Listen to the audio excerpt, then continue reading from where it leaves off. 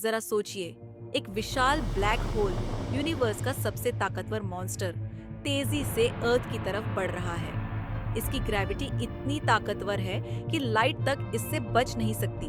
हमारे पास वक्त कम है और ये डिसाइड करना है कि क्या हम इसे रोक सकते हैं।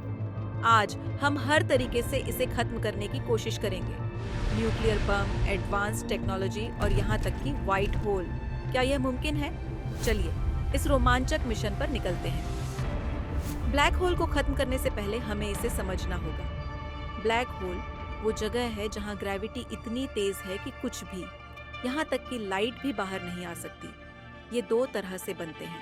पहला, जब एक मैसिव स्टार अपनी लाइफ के एंड पर पहुंचता है और सुपरनोवा एक्सप्लोजन में टूट जाता है।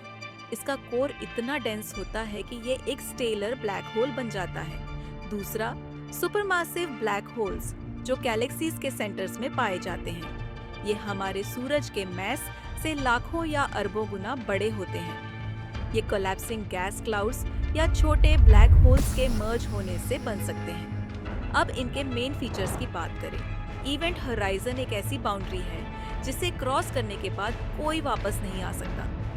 और सिंगुलैरिटी ब्लैक होल का वो कोर है जहां सारी मास कॉन्सेंट्रेटेड होती है। ये इन्फिनिट डेंसिटी वाला पॉइंट है जहां फिजिक्स के लॉज फेल हो जाते हैं। हमारी पहली कोशिश होगी हर न्यूक्लियर बम को इकट्ठा करके ब्लैक होल पर फेंकना।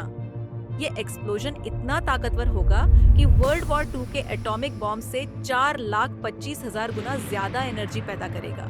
लेकिन दिक्कत ये है, ब्लैक होल मैटर और एनर्जी दोनों को एब्जॉर्ब करता है।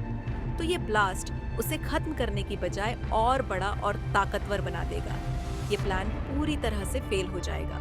लेकिन घबराइए मत, हमारे पास और भी आइडियाज हैं। ब्लैक होल को हराने के लिए हमें इसे डिटेल में समझना होगा।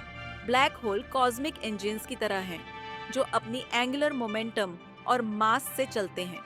ये तेजी से स्पिन करते हैं और अपने पास की हर चीज को खींच लेते हैं। दिलचस्प बात यह है कि ब्लैक होल फेंट रेडिएशन एमिट करते हैं, जिसे हॉकिंग रेडिएशन कहते हैं। ये रेडिएशन ट्रिलियंस ऑफ ईयर्स में ब्लैक होल की मास को कम करता है। यानी ब्लैक होल खुद को धीरे धीरे खत्म कर सकते हैं। लेकिन हमारे पास इतना वक्त नहीं है। कुछ अलग सोचते हैं। अगर हम ब्लैक होल पर एक व्हाइट होल फेंकें तो व्हाइट होल ब्लैक होल का उल्टा होता है। ये सब कुछ इजेक्ट करता है, कंज्यूम नहीं करता।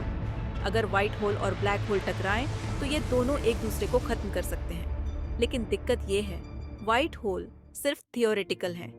हमने आज तक एक भी ऑब्जर्व नहीं किया और न ही हम इन्हें बना सकते हैं। तो फिलहाल ये आइडिया सिर्फ एक हाइपोथेसिस है।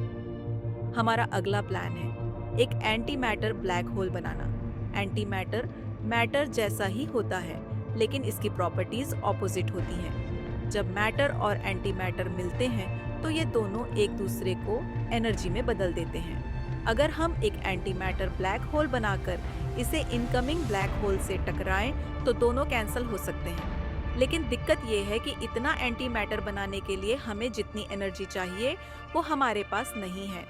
और अगर हम इसे बना भी लें तो इसे कंट्रोल करना लगभग नामुमकिन होगा। अब थोड़ा और फ्यूचरिस्टिक सोचते हैं। क्या होगा अगर हम टाइम मशीन बनाएं और ब्लैक होल के बनने से पहले उसे रोक दें? वर्म होल की मदद से हम पास्ट में जा सकते हैं और उस सुपरनोवा को रोक सकते हैं जिससे ये ब्लैक होल बना। लेकिन टाइम ट्रैवल पैराडॉक्सिस लाता है। अगर ब्लैक होल को रोकने से इतिहास बदल गया तो शायद और भी बुरा फ्यूचर बन जाए।